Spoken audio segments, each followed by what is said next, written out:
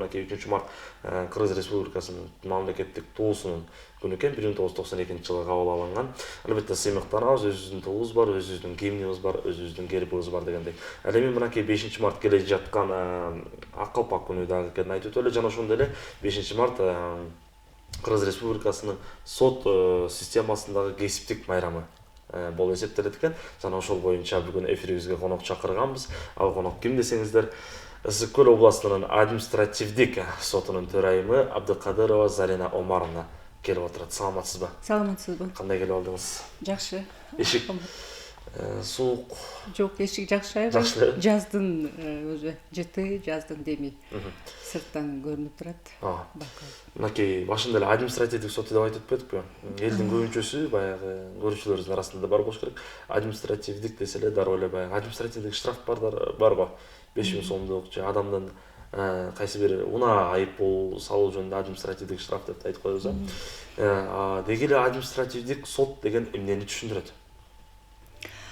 Административдик сотту сиз туура айтып кеттиңиз. Көп эле адамдар ошол административдик укук бузуулар жөнүндө иштер менен байланыштырып түшүндүрөт да. Бирок бул административдик сот, административдик укук бузуулар ишке эч кандай тиешеси жок.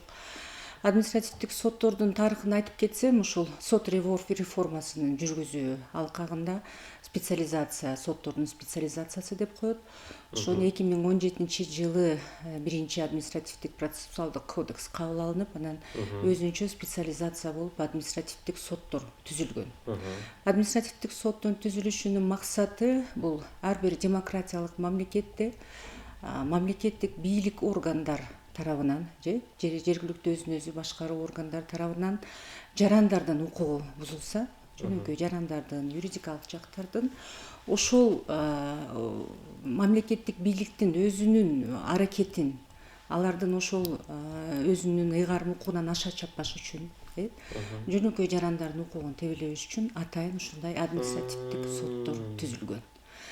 Биз карайбыз кандайдыр бир административдик актыларды, мисалы айыл өкмөттөрдүн токтомдору, жер тилкелери боюнча. Бирөөгө мисалы туура эмес жер тилке бөлүп берип койсо, ал кандайдыр бир экинчи жарандын укугун бузса, анда ушу бизге Ысык Көл областтык административдик сотуна кайрылып, өзүнүн укугун коргоо максатта доо талаптар менен кайрылуу укугу. То есть ар бир чыныгы демократиялык мамлекеттерде, бул мисалы батыш мамлекетинде деги Америка бүт административдик соттордун түзүлгөнүнө көптөгөн жылдар болгон. 90 жыл, 100 жылдык тарыхы бар мамлекеттер бар. Анан биздики ошол жаңы болсо дагы 2017-жылы өзүнчө административдик сот болуп түптөлүп иштеп атабыз. Ошо жарандарга ушундай биздин мамлекет тарабынан, Кыргызстан мамлекет тарабынан укуктук, демократиялык мамлекет катары ушундай шарт түзүлүп, ушундай соттор түзүлгөн. Жогоруда айтып өтпөдүңүзбү? Айыл өкмөттүн токтомдорун карайбыз депчи. Ошо айыл өкмөт ушул убакка чейин 2000-жылдары дейлиби бир эле адамга көп эле учурларда кездешкен, бир эле адамга же бир эле жер тилкесин 2 адамга бөлүп берип койгон учурлар кездешет, ар кандай учурлар кездешет. Деги эле ушул боюнча айыл өкмөт тарапка эл тараптан, карапайым калк, кыргыз жаран тараптан арыз кайрылуулар көппү? Кайрылуулар көп эле кездешет, ооба. Баягы биринчи жарандын убагында укугу катталбай калат, токтом чыккан жарандынчы. Бизде мамлекеттик каттоо кызматы бар да. Ошол биринчи жер участок бөлүнүп берип, токтом чыккан жаран мүмкүн болушунча ошол мамлекеттик каттоо органынан өзүнүн укугун каттатып, жана мамлекеттик акт деп коет, элде айтканда кызыл китеп. Ошондой кызыл китеп мамлекеттик акт алса, албетте анын укугу мындай көбүрөөк мамлекет тарабынан коргоого алынат да. Анан ошол убагында каттабай, убагында ал жерге турак үй салбай же жашабай, жана жерин тосуп албай, анан канча бир убакыт өткөндөн кийин анан мамлекеттик ошол көбүнчө айыл өкмөттөр, жергиликтүү өзүн өзү башкаруу органы, эми жер азайып атат, барган адамдар көбөйүп атат. Ошондой мыйзам бузуучулуктар болуп, бирөөнүн жерин экинчи адамга берип койгон учурлар кездешет. Кездешип жаткан учур. Мынакей 2017-жылы түзүлдү деп едиңизби? Андан бери 7 жыл. 7-8 жыл өтүп калыптыр. Башында 2017-жылы ошо административдик сот түзүлгөндүн жана азыркы учурда айырмасы барбы? Балким башында элдер билбей кайрылбай жатканбы, азыркы учурда кайра көбөйүп кайрылып жатышабы? Экөөнүн айырмасы. Башында түзүлгөндө албетте көп адамдар түшүнгөн эмес. Иш дагы анчалык көп эмес, азыраак болчу. Анан жылдан жылга адамдар түшүнүп, что бир эле айыл өкмөттөрдүн токтому эмес. Бүт мамлекеттик бийлик органдардын бүт аракетсиздиги, ар кандай административдик актылары. Мисалы ошол эле архитектура башкармалыгынын, мамкаттоо башкармалыгынын аракети, мисалы ЗАГС, жанагы жарандардын каттоо органынын деги эле бүт ошо мамлекеттик бийлик органдарын жергиликтүү өзүн өзү башкаруу, ошонун ичинде акимчиликтин токтомдору, бүт административдик мамлекеттик органдар танылат. Ооба. Ошонун жарандары бара билип, албетте ошого жараша жылдан жылга иштер дагы көбөйүп, бирок биздики өзгөчөлүгү административдик соттун жарандык процесске караганда административдик процессуалдык кодекс боюнча сотко көбүрөөк укук берилген. Мындай жанагындай бир тергөө судьясы деп коебузго, ошондой эле бизге дагы укук берилип, мисалы жаран доо арыз менен кайрылса, анын доо талабында гана көрсөтүлгөн бир жүйөлөргө байланбай, ошол токтомду терең изилдеп, бүт жагынан баа берип, ошондой бизге укук берилген. Ошондуктан административдик процесс жөнөкөй жарандар үчүн жеңилирээк деп айтсак болот. Себеби жарандык процессуалдык кодекс боюнча жарандык процесстерде доогер эмнени далилдесе, жоопкер кайсы далил алып келсе, ошонун экөөнүн гана далилин сот баа берип туруп, ошодон чыга албайт, ошо менен чечим кабыл алынат да. Административдик процессте бизде мындай бир инквизиционный принцип деп коет. Бул бизде көбүнчө Германиянын практикасынан, Германиянын опытынан алынган административдик процесстик кодекс жазылып атканда, процедуралар жөнүндө мыйзам бар, өз алдынча кабыл алынган. Ошондуктан бизде жарандарга жеңилирээк болот деп айтсам жаңылышпайм да процессте. Түзүлгөнүнө 7-8 жыл болду. Сиз деги эле бул сот тармагында канча жылдан бери эмгектенип? Мен сот тармагында өзү судья болуп 2016-жылдан бери эмгектенем. Буга чейин Ысык-Көл областтык административдик сотко келген чейин мен Ош областтык административдик сотунда судья болуп иштегенмин. Судья болушка чейин көптөгөн жолдорду басып өтүш керек да. Судья болушка чейин албетте өзүнүн бир атайын талаптар бар да. Судья болуш үчүн биринчи соттук инстанцияга судья болуш үчүн кем дегенде 5 жыл юридикалык стажың болуш керек. Меники 5 жылдан көп стажым болду судьяга болгонго чейин. Биринчи эле бирок окууну жаңы баштаганда адвокатурадан баштаганмын. Адвокаттын жардамчысы болуп, андан кийин лицензия алып, көп жыл адвокат болуп эмгектендим. Анан юрист болуп, мамлекеттик органдарда дагы ушу көп тармакта иштедим десем. Эл аралык уюмдарда дагы мисалы ООН женщин деген структурасы бар. Ал жерде дагы ошол гендерлик саясат боюнча көп юрист катары иштеп жатасыз. Мынакей өзүңүз дагы административдик сотто судья катары азыркы учурда Ысык-Көл административдик сотунда төрайымсыз. Үй бүлө деген бар, бала бакыра деген бар. Аларды менен чогуу айкелиштирип алып кетиш оордукка турдубу? Эми албетте аял кишини аял судьяларды ойлойм. Эркек мырза судьяларга караганда биз болсо үй бүлөнү дагы ошол эле мезгилде жумушту. Менин 4 балам бар, 2 уул, 2 кызым. Анан аракет кылам дайыма алардын да тарбиясына көңүл бөлгөнү, аларга да мээримди убагында андай убактымды бөлүп, кыздарыма дагы 2 кичинекей кызым азыр бул жакка алып келип, Каракул шаарынын мектептеринде окуп атат. Албетте анан мындай сот тутумунда мен мырза коллегаларым мындай таарынбаса керек деп ойлойм. Аял кишилер судья болсо, аялдын ички дүйнөсү назик, аял эне. Анан жанагындай үй бүлөлүк маселелерди караганда, жана жаш балдардын кылмыш жасаган жаш балдар дегиле мындай ажырашуу маселеси, балдар боюнча талаш маселелер болгондо мен ойлойм аял ошо ички туюму бизде конституцияда айтылган соттор ошо биринчи кезекте конституцияга жана мыйзамдарга таянып анан ички туюмун менен өкүм чыгарат, чечим чыгарат депчи. Анан ошондо ойлойм аял киши мындай көбүрөөк башкача дүйнөсү менен интуициясы аял кишиники дагы мындай өзгөчөрөөк деп ойлоймун. Ошон үчүн аялдардын сот тутумуна болушу, көбүрөөк болушу менимче абдан сот адилеттигин ишке ашырууга, адамдардын, жарандардын сот тутумуна болгон мындай ишеничин арттырууга аял кишилер дагы көп жакшы салымдарын кошот деп ишенем. Надыгей жогоруда айтып өттүңүз, элдерге сот тутумун туура түшүндүргө депчи. Азыркы учурда байкадык, өткөнү дагы жаңылыктар тармагында да чыккан QR код чыккан. Атайын сот тутумунун жөнөкөй жарандар баалоо катарында. Мисалы процесстен чыгып, баягы бүгүнкү процесс кандай болду деген максатта QR коддун өзүнүн телефону менен өтүп, андан соң баалоо. Бул боюнча оюңуз кандай? Жөнөкөй жарандын албетте бул биринчиден укугу. Судьялыктар тараптан балким кээ бир жарандар өчөшүп атайын кылып койбойбу? Сиздердин репутацияңарга терс жагы тийип калбайбы дегендей.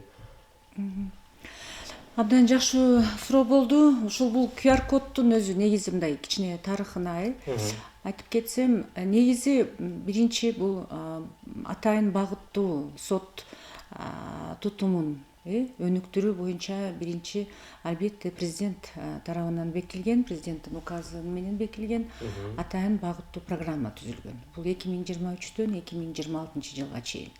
Анын алкагында деги эле ушу биринчи эле негизде ушу сот бийлигин, сот тутумун өнүктүрүү, анын ичинде албетте элдин сот тутумуна болгон ишеничин жогорулатуу. Сот тутумун ачык, айкын болушуна жетүү бирден бир ошол программанын максаты. Андан кийин ушул ар кандай жолдор болуп келатат. Видео фиксация орнотуп атабыз, видео, аудио фиксация автоматташтырылып, бүт цифровизацияга өтүп атабыз да. Анан ошол программалардын аркагында, ошол сот тутумун өнүктүрүүнүн аркагында ушундай бир жакшы программа, проект болуп, QR коддорду орноштуруу. Биринчи Кыргызстанда 3 райондук соттордо мындай пилотный проект болуп, Ноокат, Ош областта Ноокат райондук сотунда, Ысык Көл областта Тоң райондук сотунда жана Бишкек шаарында Свердлов райондук сотунда ушундай 1 жылдык ошол проект иштеди. Абдан өзүнүн жакшы жагын көрсөттү десек болот, себеби ал жерде көптөгөн суроолор бар. Келген жарандар ушул соттогу болгон шарттан баштап, мисалы тазалыгы, келген жарандарга кандай шарттар түзүлгөн, кандай мамиле кылат, сот кызматкерлери, сот отурумдун катчысы, канцеляриянын жанагы кызматкерлери жана ошол ишти карап жаткан судья ишти кандай алып барып атат, процессуалдык мыйзамдарды сактоо мененби, туурабы, укугу түшүндүрүлдүбү, түшүндүрүлгөн жокпу, судья процессте тараптарга кандай мамиле жасады, орой мамиле кылып атабы, же мындай мыйзамдын талабына ылайык кичпейил мамиле жасап атабы. Ошонун бардыгын эл мындай максат ушул сот бийлиги сот тутумуна баа бериш үчүн жылдан жылга анализдеп, биз сот тутуму кайсы жакка көбүрөөк көңүл бөлүш керек. Ошол эле мисалы сотторду окутарда же сот кызматкерлерин окутуп, тарда кайсы жагына көбүрөөк көңүл бөлүш керек. Мисалы финансы, каражат жагын дагы бөлүп атканда, техникалык жагына, каражат жагына, окуттуу, ошол эле сот системадагы соттун имараттарына кайсы жагына көңүл бөлүү, элдин өзүнүн, карапайым элдин именно сот кызматты алып аткан, сотко келип аткан элдин өзүнүн оозунан угуп, эл менен түзмө-түз иштеп, түзмө-түз байланыш. Бул ошол жакшы бир проект болуп, азыр дагы ошол ишке ашып келатат. Аны дагы жогорку соттун төрагасы, бүт соттор колдоп, бул элге багытталган адилеттүүлүк. Сот адилеттүүлүк бул ошо элдин көйгөйүн, элдин жанагы чындыгында кандай кемчиликтерге алар кандай потребность деп коет, муктаждыктарын эске алуу менен анан ошодон ары карай дагы сот адилеттигин жүзөгө ашыруу, сот адилеттигин өнүктүрүү. Ошол QR код мен ойлойм жанагы көптөн бери сөздөп болуп атпайбы, коррупцияга жоюу, мындай коррупцияга болгон кандайдыр бир жаман аракеттердин арылуу. Ошол QR кодду ар бир адам келип өзүнүн ой пикирин калтырып кетсе, бул дагы мен абдан колдодум. Биздин көп сот тутумунда дагы адамдар, коллегалардын баардыгы колдойт деп ойлойм. Анткени дегенде мисалы бир медиа тармактан бир тараптын гана сөзүн угуп атабыз. Соттор ушундай начар, ушундай коррупционер баардыгы. Карапайым элдин жалпы анализди эч ким жүргүзүп, эч ким анын оюн уккан жок да. Ошондуктан азыр мына QR код аркылуу ар бир сотко келген жаранга ошондой мүмкүнчүлүк түзүлдү. Коррупция деп өтпөдүңүзбү? Азыркы учурда коррупция менен күрөш өтө эле күчтүү болуп жатат. Жана ошол эле учурда коррупцияны алдын алып жатат, айлык маселесин дагы буюрса соттордун өтө жакшы көтөрдү деп жатат. Албетте бул жакшы жүрүлүү болсо керек. Абдан жакшы. Сиз жаңы келгенде башкача болсо керек, айлык маселеси. Мен жаңы келгенде айлык маселеси абдан аз болчу. Кызматкер катары келгенсиз да. Жөнөкөй эле кызматкер менен айлыктарыбыз бирдей болчу, бирок ошонун эле ошол эле арасында соттордун иши абдан оор. Абдан оор. Ар бир делону карайбыз, бирок ар бир делонун аркасында, ар бир иштин аркасында адамдын тагдыры.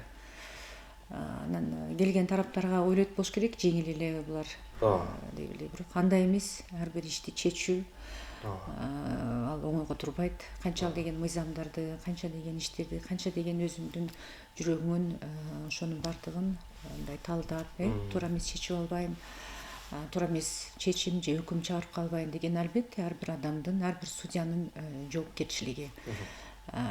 Анын ошо адилеттүүлүк жанагы совесть деп коет го, ошого баалык. Анан ошол жанагы программада өзү негизи конституцияда сотторго мамлекет тарабынан көз карандысыздык кепил болуш керек. Биринчиден соттордун көз карандысыздыгы бул конституция тарабынан кепилдик берилген жана ошол гарант конституция бул албетте биздин президентибиз, Кыргыз Республикасынын. Ошондуктан бул көз карандысыздыктын бирден бир дагы маанилүү жактай десем, ошол соттордун айлыгын көтөргөн абдан жакшы болду. Мен ойлойм, айлык жакшы көтөрүлгөндөн кийин биз дагы соттор сөзсүз түрдө жоопкерчилик менен мамиле кылып, ар бир судья адилеттүү болгонго, ачык айкын жүргүзгөнгө, ар бир ишти карап атканда калыс болгону бул биздин түздөн түз милдетибиз, түздөн түз жоопкерчилигибиз. Жана ошону ойлойм, мамлекет тарабынан ушундай шарт түзүп жаткандан кийин ар бир судья ошого аракет кылып, ошого умтулуп, ошентип иштешибиз керек. Өзүңүз деле баягы жаш кезиңизде окууга тапшыраттым деп ойлодуңуз беле? Ушу судья болом мен кийин адамдардын тагдырын чечип каламбы деген ойлорго келди беле? Эми мен судья болуу студент мезгилинде мен ушу көбүнчө жана адвокатурага бардым деп атпаймынбы? Мен ушул процесстерде катышып, адвокат болсом деп мындай кыялданып окуп, анан окууну бүтүп адвокатурада жүрдүм, адвокат болуп иштедим. Анан ошол биринчи жылдары уже сот процесстерге өзүм катышып, анан кийин аябай мыйзамды кыйын билген, өтө мындай профессионалдуу, грамотный, калыс судья айымдарды, эжекелерди көрүп, ушундай судья болсом, суктанып деп, анан ошондо менимче менде ушундай калыптана баштады каалоо. Судья болуу, процесстерде катышып, иш алып барып, сот адилеттүүлүгүн жүргүзүү. Анан өзүм үстүмдөн көп иштедим. Ар жарандык иштер боюнча катышып, кылмыш, жазык иштер боюнча, административдик иштер боюнча, экономикалык иштер боюнча эгер судья болуп калсам, кайсы сотко барбасам дагы мындай кыйналбай алып кетишин деп. Ушу 2016-жылы конкурс болуп, катышып, өтүп, анан ушундан бери судья болуп иштеп келатам. Ошо судьялык азыркы учурда төрайымдык кызматты аткарып жатасыз. Андан сырткары кандай иш аракеттерди кыласыз? Балким курстарыңыз бар дейлиби? ооба мен лектор болуп судьяга азыр эми мына сот болгондон бери андан да төрайымдыктагы болуп кичине убакыт азыраак болуп атат. Бирок буга чейин адвокатура мектеби бар, учебный центр адвокатура Кыргызстан боюнча окуу борбору. Ал жакта лектор болуп, жаш адвокаттарга, жаш юристтерге, же болбосо практика жүргүзгөн адвокаттарга семинар өткөзүп, тренер болуп. Анан сотто өзүбүздө высшая школа правосудия бар, жогорку мектеби соттордун. Ал жакта лектор болуп иштедим. Анан бизде Кыргызстанда ассоциация юридических клиник деген жалпы коом бар. Абдан көп ичинде юристтер, адвокаттар, бүт тармакта юристтер өзүнчө коом түзүлүп, алар чакырып турат. Ал жакта дагы убактым болгондо сабак берип, окуу берип, өзүнүн тажрыйба менен бөлүшүп, көбүнчө ушу административный процесс, административный процедуралар боюнча, жер маселелери боюнча окууларды өткөрүп, тажрыйба менен бөлүшүп турганга дайыма убакыт тапканга үнөмдөп убакытты аракет кылып турам. Сол. Жана ошондой эле азыркы учурда сот системасынын алдыга койгон максаттары кандай? Деги эле Ысык көл административ соту дейлиби же жогорку сот тараптан жаңы тапшырмалар келип жатабы?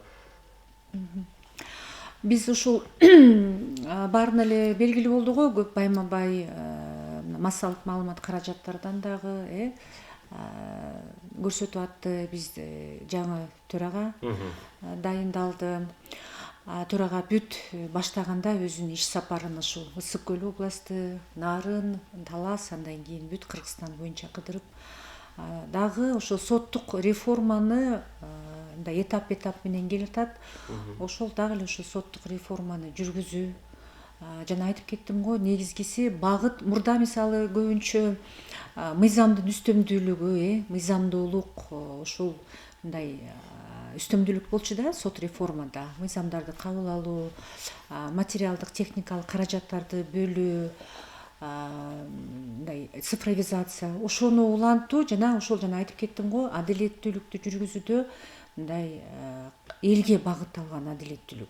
Именно элдин муктаждыктарын, элдин көйгөйүн эске алуу менен.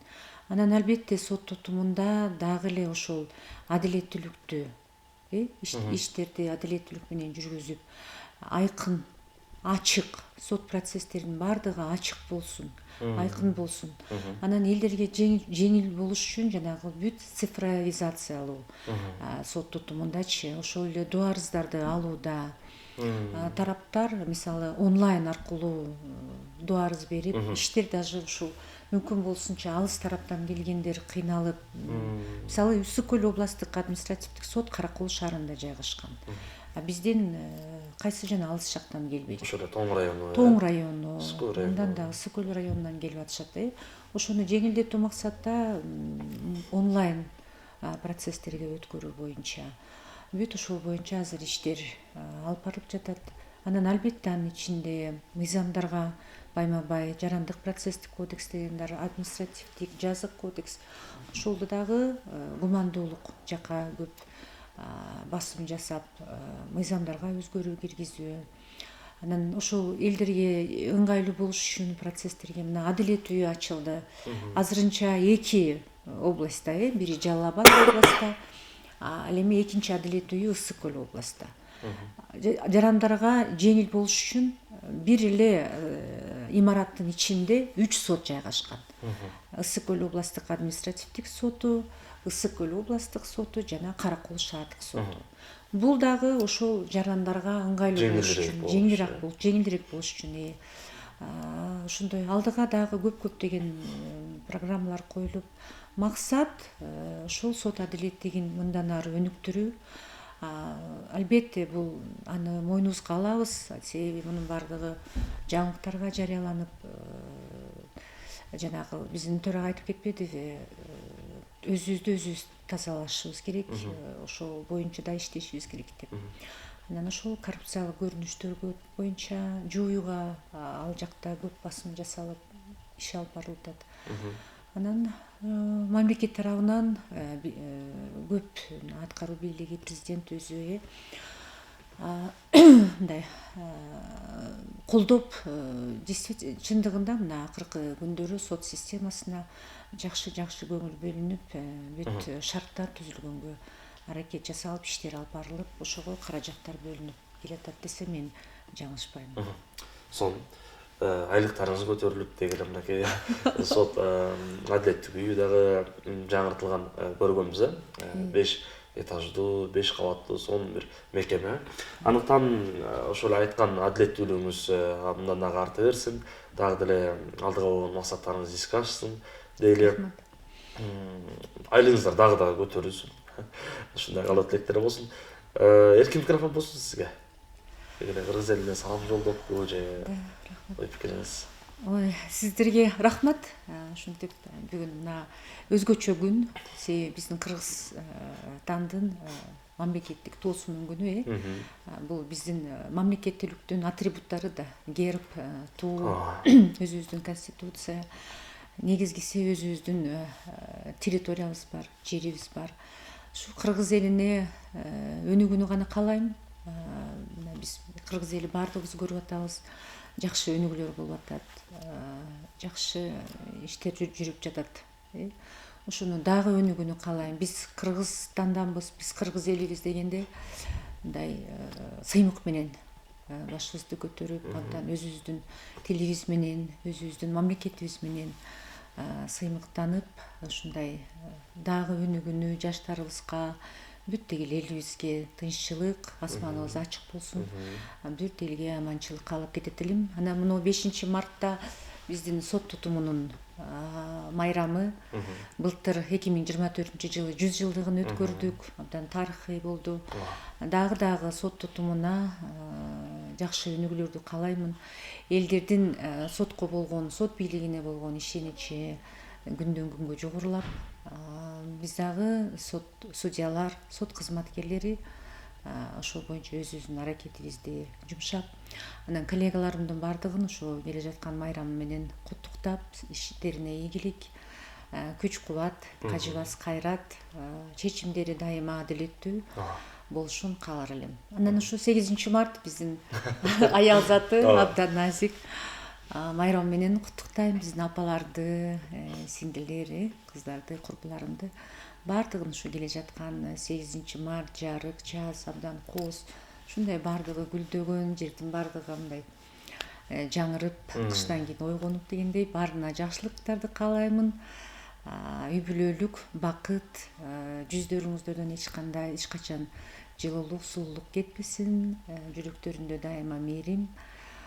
Ушу деги эле жалпы сиздердин телевидениеңиздарга албетте өнүгүүнү, мындан дагы мындай жаңы алдыдагы чоң проекттерди каалап кетет элем. Рахмат. Чоң рахмат, айтканыңыз келсин. Сиздер дагы иштериңизге ийгилик, алдыга карай талпынып уча бериңиздер. Эми урматтуу көрүүчүлөр, 5 март сот тутумунун кызматкерлер күнүнө карата бүгүн бизде конокто Ысык Көл областынын административдик сотунун төрайымы Абдыкадырова Зарина Омаровна болду. Рахмат келип бергениңиздерге. Ал эми Көлтаң программасы алдыңызды улантабыз.